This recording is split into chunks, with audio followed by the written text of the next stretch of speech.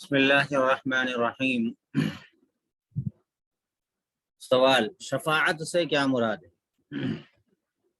جواب، شفاعت سفارش کو کہتے ہیں۔ شفاعت سفارش کو کہتے ہیں۔ قیامت کے دن حضور صلی اللہ علیہ وسلم خدا تعالیٰ کے سامنے گنہگار بندوں کی سفارش کریں گے۔ حضور صلی اللہ علیہ وسلم کو یہ فضیلت عطا ہو چکی ہے، لیکن پھر بھی خدا تعالیٰ کے جلال و جبروت کے ادب سے حضور صلی اللہ علیہ وسلم بھی شفاعت کی اجازت مانگیں گے۔ جب اجازت ملے گی تو شفاعت فرمائیں گے۔ حضور صلی اللہ علیہ وسلم کے علاوہ اور انبیاء اور اولیاء، شہداء وغیرہ بھی شفاعت کریں گے، لیکن بلا اجازت کوئی شخص شفاعت نہ کر سکے گا۔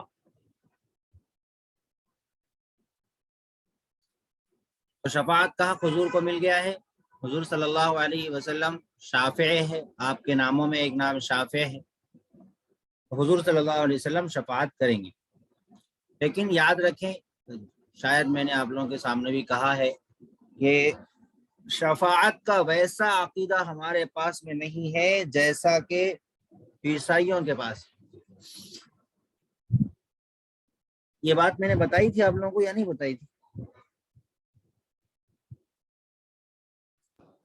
بتایا تھا۔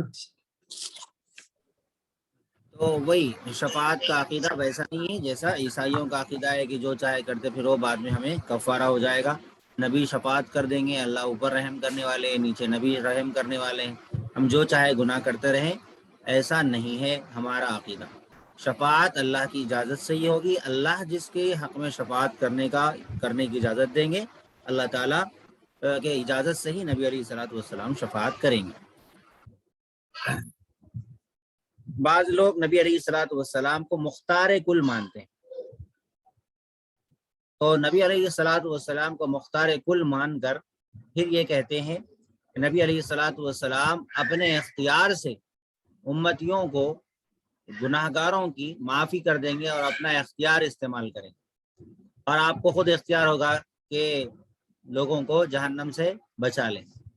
اور حضور چونکہ رحمت للعالمین ہے، لہذا ان کا عقیدہ ملا جلا کے، تانے بانے ملا کے، دو تین باتیں ان کی ملا کے ایسا ہو جاتا ہے جیسے عیسائیوں کا کفارے کا عقیدہ ہے کہ رحمت للعالمین ہے حضور، لہذا ہم جو چاہے کرتے پھریں۔ اسی وجہ سے آپ دیکھتے ہوں گے کہ عملی میدان میں، اعمال میں وہ لوگ اتنا جڑے ہوئے نہیں ہوتے، سارے گناہ کرتے رہیں گے، سب کچھ کرتے رہیں گے، گناہ کو جائز بھی سمجھ رہے ہوں گے، سب کچھ کرتے رہیں گے، لیکن درگاہ پہ چادر برابر چڑھائیں گے اور مرغی ضرور وار کے پھینکیں گے، اور رسم و رواج بدعات جتنی قسم کی ہے میلاد میں ضرور شریک ہوں گے، لیکن اعمال سے اللہ کا کوئی رغبت نہیں، اللہ کا خوف، نبی علیہ الصلوۃ والسلام کی ناراضگی کا خوف یہ نہیں ہوتا۔ بس حضور کی تعریفیں سنی، رحمت للعالمین ہونا سنا، یہ سب سنا، اور حضور صلی اللہ علیہ وسلم کی ناراضگی، آپ کی محبت کا تقاضا یہ ہے کہ آپ کو ناراض نہ کیا جائے، اور حضور کی شفاعت اسی کو حاصل ہوگی جو آپ کی محبت میں آپ کے اوپر درود پڑھنے والا ہو، اور آپ کی آنکھوں کی ٹھنڈک، نمازوں کا اہتمام کرنے والا ہو، وضو کا اہتمام کرنے والا ہو۔ یہ سب چیزیں احادیث کے اندر بیان ہوں۔ تو جو اعمال سے یہ غفلت کر رہے ہیں، اور اعمال سے نہ صرف یہ کہ غفلت بلکہ گناہ کو اور بدعات کو جائز سمجھ کے بیٹھے ہوئے، ایسے لوگوں کو شفاعت حاصل نہیں ہوگی۔ اب ایک سوال ہے کہ کس قسم کے گناہوں کی معافی کے لیے شفاعت ہوگی؟ جواب، سوائے کفر اور شرک کے باقی تمام گناہوں کی معافی کے لیے شفاعت ہو سکتی ہے۔ کبیرہ گناہوں والے شفاعت کے زیادہ محتاج ہوں گے، کیونکہ صغیرہ گناہ تو دنیا میں بھی عبادتوں سے معاف ہوتے رہتے ہیں، تو کبیرہ گناہوں کی بھی شفاعت ہوگی۔ کبیرہ گناہ عبادتوں سے معاف نہیں ہوتے، جیسے بہت ساری احادیث میں آتا ہے کہ فلاں نیک کام کر لو گے تو اللہ تبارک و تعالیٰ گناہوں کو معاف فرما دیں گے، اگرچہ سمندر کی جھاگ کے برابر ہو، فلاں، ایسا بہت ساری روایت میں آپ نے سنا ہوگا۔ تو اس کا مطلب ان ساری روایات کا جن میں گناہوں کی معافی کا ذکر ہے کسی عبادت کے کرنے پر، ان کا مطلب صرف اور صرف یہ ہے کہ اللہ تبارک و تعالی صغیرہ گناہوں کو معاف فرما دیتے ہیں۔ یہ مطلب نہیں ہے کہ فلاں عبادت کر لی اور فلاں نفل پڑھ لی، فرائض چھوڑتے رہے اور نفل پڑھ لی اور اللہ تبارک و تعالیٰ کبیرہ گناہ کو بھی معاف کر دیا۔ کبیرہ گناہ توبہ سے معاف ہوتے ہیں، کبیرہ گناہ توبہ سے معاف ہوتے ہیں، بغیر توبہ کے کبیرہ گناہ معاف نہیں ہوتے۔ اب قیامت کے دن اللہ اگر اجازت دیں تو نبی علیہ الصلوۃ والسلام بھی ان کی شفاعت کریں گے۔ شفاعت کا جو اختیار نبی علیہ الصلوۃ والسلام کو دیا جا رہا ہے وہ اعزازاً دیا جا رہا ہے، یعنی یوں سمجھیے کہ کسی جلسے میں کسی بڑے اللہ والے کو بلایا جاتا ہے اور ان کے ہاتھ سے انعامات تقسیم کرائے جاتے ہیں، کسی بڑے آدمی کو بلایا جاتا ہے اور ان کے ہاتھ سے پرائز تقسیم کیے جاتے ہیں۔ تو یہ کیا مطلب؟ پرائز تقسیم کرنے کا مطلب یہ ہوتا ہے کہ دینے والے کی عزت اور مقام اور مرتبہ بڑھ جائے اور لینے والوں کو خوشی محسوس ہو کہ میں نے فلاں آدمی سے گفٹ لیا، فلاں اللہ والے نے میرے سر پر ہاتھ رکھا، فلاں اللہ والے نے مجھے پگڑی پہنائی، فلاں اللہ والے نے مجھے دعائیں دی، تو لینے والے کو بھی اس بات کا احساس ہو اور اسے خوشی ہو، اور دینے والے کا بھی اعزاز و اکرام، اس کا مقام بلند لوگوں کے سامنے آیا ہو۔ نبی علیہ الصلوۃ والسلام کا مقام بلند، مقام محمود جو آپ علیہ الصلوۃ والسلام کے لیے مختص ہے، ورفعنا لک ذکرک کے ذریعے سے اللہ نے فرمایا کہ ہم نے آپ کا ذکر بلند کیا، تو آپ کا جو مقام بلند ہے وہ مقام بلند پوری دنیا کے سامنے دکھایا جائے۔ اللہ تو بغیر شفاعت کے بھی معاف کر سکتے ہیں، شفاعت کی کیا ضرورت ہے اللہ کو؟ اللہ کو شفاعت کی تو ضرورت بھی نہیں ہے، اللہ ہی نے اجازت دے رکھی ہے۔ تو اللہ کو شفاعت کی ضرورت نہیں ہے کہ نبی کی شفاعت کی ضرورت پڑ گئی یا کسی ولی کی یا کسی حافظ کی شفاعت کی ضرورت پڑ گئی کہ اس کی شفاعت سے معاف کریں۔ اللہ تو خود ارحم الراحمین ہے، اللہ خود ہی معاف کر سکتے ہیں، لیکن نیک لوگوں کے اعزاز کو بتانا مقصود ہوتا ہے کہ حافظ کی یہ عزت ہے، عالم کی یہ عزت ہے، اور دین کے داعی کی یہ عزت ہے، شہید کی یہ عزت ہے، نبی کی یہ عزت ہے، صدیق کی یہ عزت ہے، اس کا یہ مقام ہے کہ اس کے طفیل میں تم بھی جنت کے مستحق ٹھہرے، اس کی سفارش سے تم بھی جو ہے اس مقام بلند کو پہنچے۔ تو یہ ان کا اعزاز بتانا مقصود ہے، یہ نہیں کہ خود ہی سب کچھ صاحب اختیار ہو جاتے ہیں۔ ظاہر بات ہے کہ کسی ایک جلسے میں کسی کو بلاتے ہیں تو اس کا یہ مطلب نہیں ہوتا کہ وہ سارے کرتا دھرتا کے مالک ہو جاتے ہیں اور صاحب اختیار ہو جاتے ہیں اور اسکول پر یا مدرسے پر قابض ہو جاتے ہیں، یہ مطلب نہیں ہوتا۔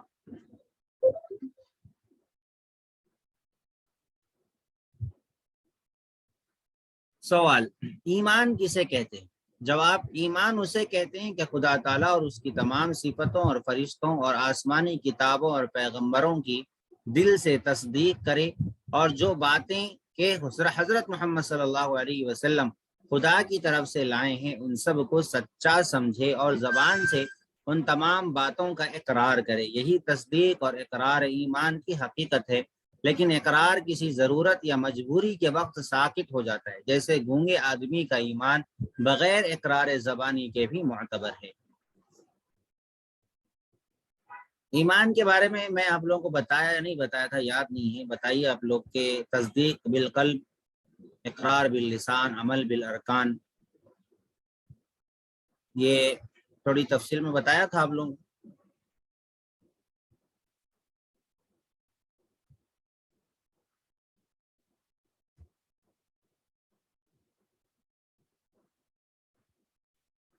یاد ہے کیا؟ مظفر بھائی بتایا تھا، مظفر بھائی، عظیم بھائی؟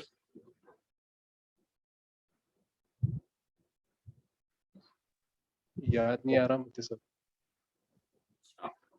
ٹھیک ہے، تو شاید مجھے ایسا یاد ہے آپ لوگوں کو بتایا تھا، کس کو بتایا تھا؟ تو ایمان تین چیزوں کے جمع ہونے کا نام ہے۔ تصدیق بالقلب پہلا، یعنی دل سے ماننا، اور یہ سب سے اصل ہے، یہ سب سے اصل ہے نجات کے لیے۔ دوسرا ہے اقرار باللسان، اقرار باللسان، زبان سے اقرار کرنا۔ تیسرا ہے عمل بالارکان، یعنی عمل کر کے دکھانا۔ اچھا، اب اگر کوئی شخص دل سے ایمان لا لیا، زبان سے اس نے اقرار نہیں کیا، اور اس کا عمل بھی لوگوں کے سامنے واضح نہیں ہے، تو اب کیا وہ شخص نجات پائے گا؟ تو وہ شخص نجات پائے گا، لیکن قاضی یا مفتی اس پر فتویٰ نہیں لگا سکتا کہ یہ مسلمان ہے، کیونکہ جب تک اقرار نہیں کرے گا، عمل نہیں کرے گا، قاضی کو علم غیب تھوڑی ہے۔ تو اصل چیز ہے تصدیق قلب، تصدیق قلب۔ اور یہ تصدیق قلب جو ہے، یہ ایمان کی جو دل کی کیفیت ہے، یہ بڑھتی بھی ہے گھٹتی بھی ہے، یہ بڑھتی بھی ہے اور گھٹتی بھی ہے۔ اصل تصدیق قلب کو ہی ایمان کہا جاتا ہے۔ اب یہ جو دوسری چیز ہے اقرار باللسان، یہ فتویٰ اور فیصلے کے لیے ضروری ہے کہ یعنی کہ اس کو مسلمان سمجھا جائے، مسلمانوں کے قبرستان میں دفنایا جائے، مسلمان ہے تو اس سے نکاح کیا جائے، اس سے مسلمانوں جیسے معاملات کیے جائیں، اس سے یہ اقرار باللسان ضروری ہے۔ اور عمل بالارکان، یعنی اپنے عمل سے دکھانا کہ میں غیر اللہ کو نہیں پوجتا ہوں، صرف اللہ کی عبادت کرتا ہوں۔ تو یہ تو دوسری دو چیزیں ہیں، یہ دوسری جو دو چیزیں ہیں، یہ دو چیزیں ایمان میں اضافے کا سبب بن سکتی ہے، لیکن اصل چیز تصدیق قلب، یعنی دل سے اللہ کو ماننا، اور اسی دلی کیفیت میں زیادتی اور کمی ہوتی ہے۔ یہی تصدیق اور اقرار ایمان کی حقیقت ہے، لیکن اقرار کسی ضرورت یا مجبوری کے وقت ساقط ہو جاتا ہے، جیسے گونگے آدمی کا ایمان بغیر اقرار زبانی کے بھی معتبر ہے۔ گونگا آدمی صرف اشارہ کر دے تو بھی کافی ہے۔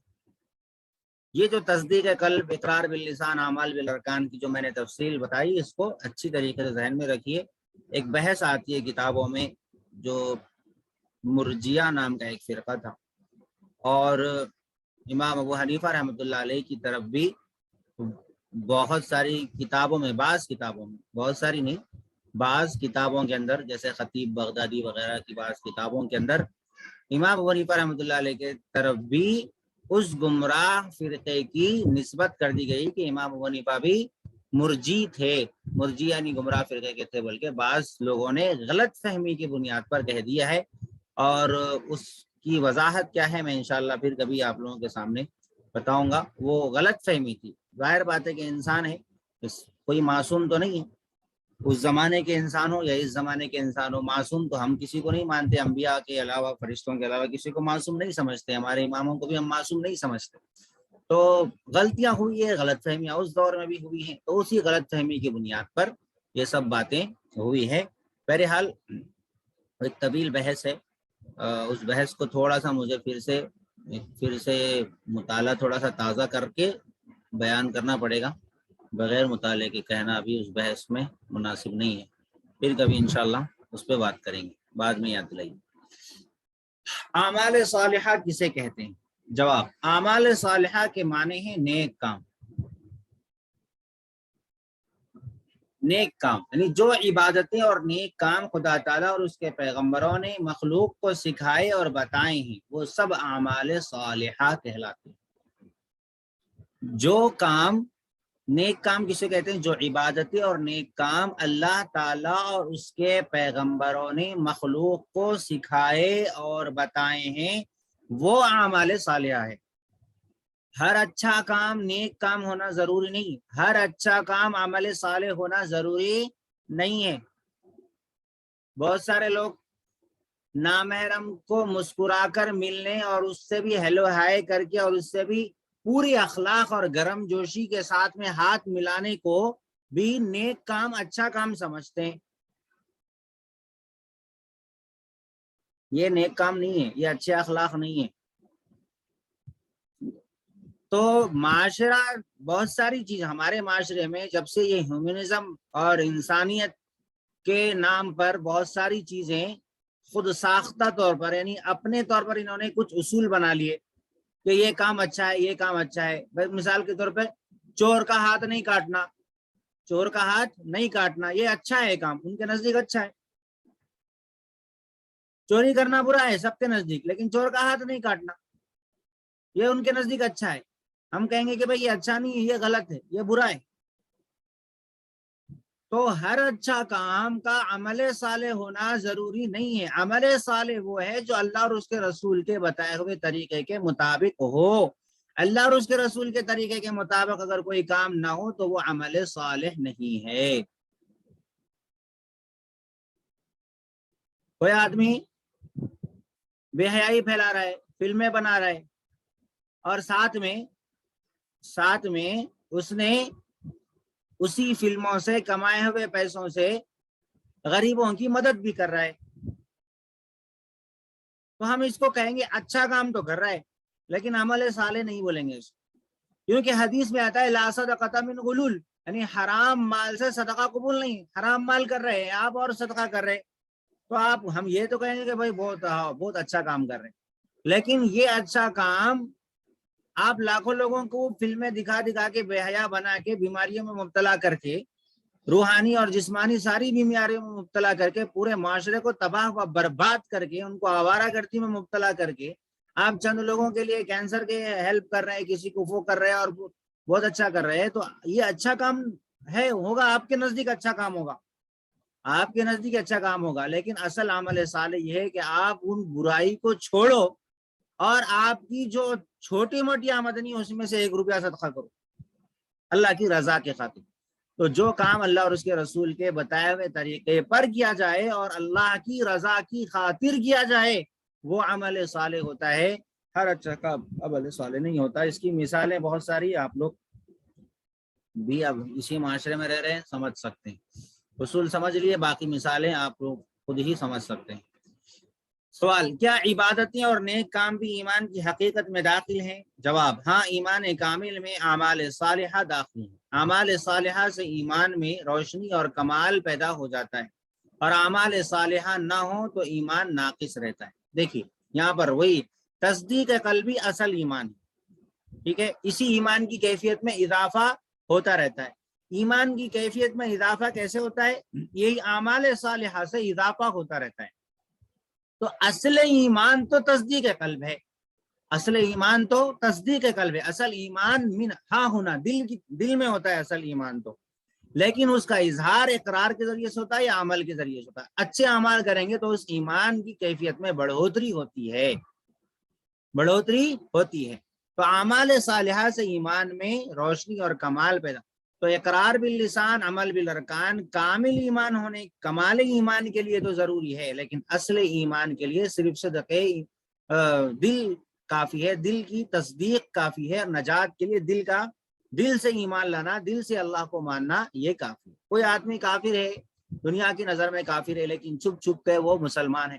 بہت ساری تاریخوں کے اندر ہمیں یہ باتیں ملتی ہیں کہ جیسے صلاح الدین ایوبی کی تاریخوں میں، اور اسی طرح حضرت عمر فاروق رضی اللہ عنہ کی جو فتوحات ہوئی ہے ان تاریخوں کے اندر بھی ہمیں بہت ساری چیزیں ملتی کہ مسلمان جاسوس تھے، لوگوں کی نظروں میں کافر تھے، لیکن وہ مسلمان جاسوس تھے، سچے اور دل کے پکے مسلمان تھے، اور وہ چھپ چھپ کر اللہ کی عبادت کیا کرتے تھے، لوگوں کی نظروں میں کافر ہی تھے. تو نجات کے لیے دل کا ایمان ہونا کافی ہے. اب اگر کوئی آدمی زبان سے بھی اقرار کر رہا ہے، اسٹیج پہ آ کے لا الہ الا اللہ محمد رسول اللہ بھی پڑھ رہا ہے، ٹوپی بھی پہن رہا ہے، رومال بھی پہن رہا ہے، اور مسلمان ٹوپی رومال پہننے کی وجہ سے اس کو خلیفۃ المسلمین بھی سمجھ رہے ہوں، اور اسے مسلمانوں کا بہت بڑا خیر خواہ سمجھ رہے ہو، ایک ٹوپی لگا کے لوگوں کو ٹوپی ڈالنے کی وجہ سے، ایک رومال ڈال کے لوگوں کو پھندا ڈالنے کی وجہ سے لوگ اس کو چاہے کچھ بھی سمجھے، لیکن وہ مسلمان نہیں ہو سکتا. چاہے وہ 1000 مرتبہ کلمہ پڑھے، لیکن اپنا عمل اس کا غیر اللہ سے نہ کٹا ہو، غیر اللہ کی پوجا بھی کر رہا ہو، اور پھر زبان سے لا الہ الا اللہ محمد رسول اللہ پڑھ رہا ہو، اللہ ایک ہے بول بھی رہا ہو، محمد صلی اللہ علیہ وسلم بہت اچھے رسول ہے یہ بھی بول رہا ہو، لیکن دل کے اندر چھپا ہوا ہے کفر، تو یہ منافق ہوگا، نجات کے لیے کافی نہیں ہوگا.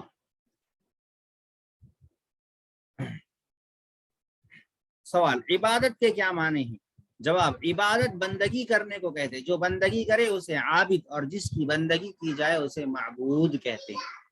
عبادت بندگی کرنے کو کہتے ہیں، جو بندگی کرے اسے عابد عبادت گزار، اور جس کی بندگی کی جائے اسے معبود کہتے ہیں. معبود مفعول کا صیغہ ہے. تھوڑی بہت عربی یاد ہوگی آپ لوگوں کو جب پڑھے تھے. تو مفعول کا صیغہ ہے. معبود یعنی جس کی عبادت کی جائے. ہمارا سب کا سچا اور حقیقی معبود وہی ایک خدا ہے جس نے ہمیں اور ساری دنیا کو پیدا کیا ہے اور ہم سب اسی کے بندے ہیں. اس نے ہمیں اپنی عبادت کا حکم دیا ہے اس لیے ہمارے ذمے عبادت کرنا فرض ہے. اس لیے ہمارے ذمے عبادت کرنا فرض ہے. اللہ تعالیٰ نے اپنی مخلوق میں کس کس مخلوق کو عبادت کا حکم دیا ہے؟ جواب آدمی اور جنوں کو عبادت کرنے کا حکم دیا گیا ہے. انہی دونوں کو مکلف کہتے ہیں. فرشتے اور دنیا کی باقی جاندار عبادت کے مکلف نہیں. وہ جس کام میں لگائے گئے اسی کام میں وہ مشغول ہیں لیکن مکلف نہیں ہے. کا مطلب یعنی کہ پوچھ یہ عبادت کرے یا نہیں کرے, صحیح کرے یا نہیں کرے, عمل صحیح کرے یا غلط کرے, پوچھ جو ہوگی یہ انسانوں اور جنات سے ہوگی اور انہی کے بارے میں جنت اور جہنم کا فیصلہ ہوگا. باقی مخلوقات کے بارے میں یعنی جانوروں وغیرہ ان مخلوقات کے بارے میں وہیں پر عدل قائم ہوگا اور انہیں واپس مٹی بنا دیا جائے گا. ٹھیک ہے, یہاں تک بس ہے.